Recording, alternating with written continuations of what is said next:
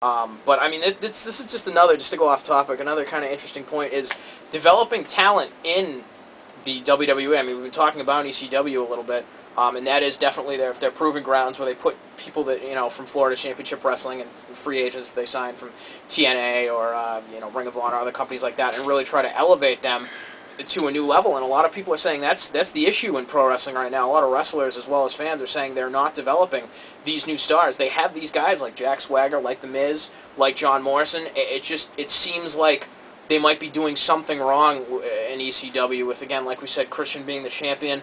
Maybe that's a role that they need to take a guy like Sheamus and give him the belt before he, you know, takes the step into Raw. Jack Swagger is another guy who did have the ECW belt, maybe didn't do as much as he could have with it, but I mean, look at him on Raw now. He's wrestling on Superstars. He's not even in the U.S. title hunt anymore, so it's not saying anything one way or the other, but they need to do a little bit of their work with their talent development, and I think tell a story a little bit better with who these guys are, where they're going, and really kind of get straps on these guys. I mean, I hate to say that a strap makes the wrestler, but it's nice to say, hey, this guy used to be a former champion. It's definitely something to credit the wrestler with. Okay, so now you see a problem on Raw, the direction that it's taking with the guest hosts. Yeah, the A show, Monday Night Raw, the Red Team. I have to say some really nice things about Raw. The last couple years, they have really turned each and every episode of their program into almost a pay-per-view feel. They have that awesome show opener. They always, you know, get to the pyro. They get right to the action, storylines. You've got 2 hours to really develop your characters. You know, it's been in high definition. It's a beautiful show. Their issue recently is a lack of on-air leadership. They have these guest hosts every week, which is fun and boring. Yeah, which, okay, I was going to say to the average wrestling fan, to you know, Joe, Steve, or Harry turn on pro wrestling, you sit down, you see, you know, your favorite stars of NASCAR and pro football and NBA on there, maybe you don't change the channel? I didn't mind when they had, you know, Sergeant Slaughter, Dusty Rhodes, that's fine, but Ben Roethlisberger, what percentage of the WWE fans are going to tune in to see Ben Roethlisberger? I'm sorry, I fast-forwarded. Okay, all right. And they've made plenty of other slip-ups, too, like Maria Menounos, and I don't remember the other girl's name. I mean, I don't watch nighttime entertainment TV for women. I have no idea who these people are. What I'm saying is if you're going to have guest hosts, like Mike said, you need to have people in the wrestling industry or people who at least care enough about the wrestling industry to not say Summerfest and actually pronounce it correctly and say SummerSlam. I'm a huge Jeremy Piven fan, but the guy was there to make a buck for his god-awful B- movie. I think it's like a tradition for guest hosts on Raw to mispronounce Kofi Kingston's name. Who's a person I'd like to talk about at length, but maybe we'll go into that on another episode. Okay, but, sure. And I don't want to spend too much time talking about Raw. I mean, it's clearly gone downhill to a fan like you or you or, you know, you guys watching. We want to see action. We want to see someone in control. I'm talking an Eric Bischoff. I'm talking about a Ric Flair. I'm talking about someone who has some authority to make these decisions and to really point the ship in the direction that it needs to go, to either be on the side of the heel, on the side of the face, or completely neutral, which is, if they can do that balancing act, is the best way to do it. Sign the matches, have the contract signings, do the thing the right way, to really progress the storyline on Monday Night Raw in a direction. Someone who can build their relationship with the fans week in and week out. Absolutely. Absolutely. So that's enough about Raw for me anyways. Okay, well, let's turn to SmackDown. Batista recently. Batista. I love what they've done with Batista. I didn't see it live. I'm watching this on the Raw recap when they showed it, and the whole I'm tired of coming this close. I'm tired of my best friend stabbing me in the back. I'm going to rip your head off. For those of you who maybe didn't catch it, because let's face it, we don't always watch SmackDown.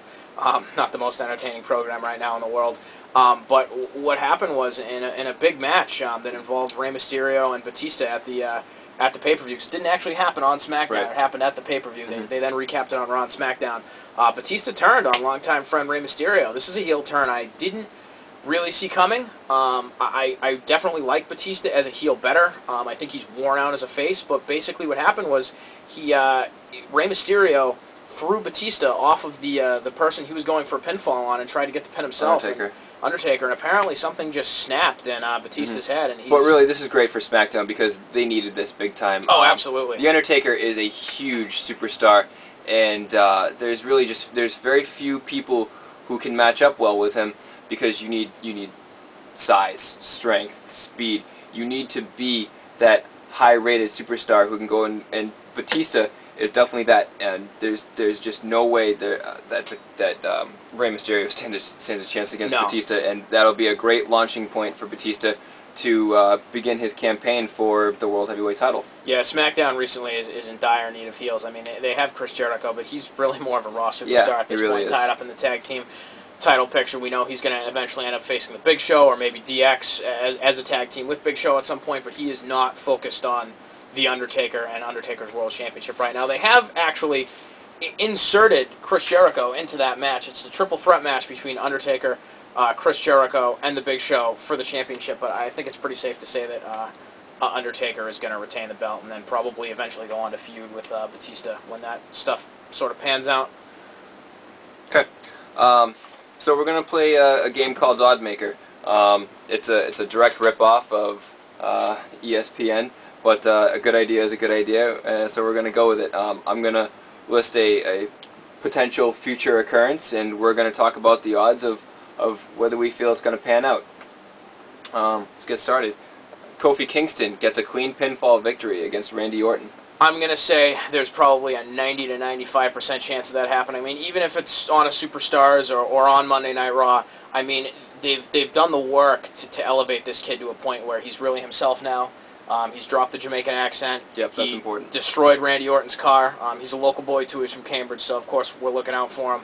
I think that he needs a pinfall over Orton. I think anybody who's going to be in a serious feud with Orton needs at least one clean pinfall victory to even be taken seriously, because let's face it, the guy is up here on the ladder. He's the top guy. You get a pinfall over him, you sort of elevate yourself right to underneath him, and then you can... I'm going low on this one. I'm putting this at 17%. I don't think that this is going to be an actual feud. I think this is just transitioning Orton to his next feud. If they have a series of matches, I don't look to see Kofi get a clean pinfall victory here. I think that maybe he could disqualification, count out, legacy interference, where he maybe gets the last laugh in the contest, but I don't see him picking up a pinfall. Fair enough. Okay, we see a heel turn in the main event at Survivor Series. The main event, of course, being John Cena, Triple H, Shawn Michaels. I'm saying you've got I'm going low on this, maybe a 10 to 15% chance of actually seeing a heel turn happen. Are we going to see the seeds planted for perhaps a Shawn Michaels heel turn or a Triple H heel turn, or maybe even they both stay face but just kind of start a sibling rivalry with each other? I think, yes, probably a 100% chance of that happening. But an actual heel turn, are we going to see Shawn Michaels super kick Triple H's teeth down his throat? Intentionally? Or unintentionally, I'm saying probably not. Okay. I'm going to go a little higher. I think that Raw has backed themselves into a corner where now if Orton can't wrestle John Cena, and I do think that John Cena is going to win this triple threat match, they're going to need a heel, and Triple H is your candidate. So I'm going 33% chance on this. I don't think it's likely, like you said.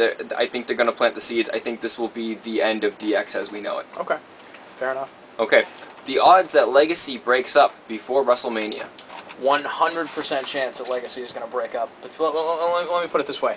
This thing is a long time coming, Legacy breaking up. They've been planting the seeds for this for months, to the point where, and I love Legacy, I love that group, I barely even see them as a unit anymore. They've been toying with this and playing with this. Is Ted going to turn? Is Cody going to turn? They play with it every week. It's time for this group to break up. It's time for Ted DiBiase to become a face, because he is inevitably going to. And I'm saying it right now. I'm putting my money on Randy Orton versus Ted DiBiase in some sort of main event atmosphere at WrestleMania. Okay.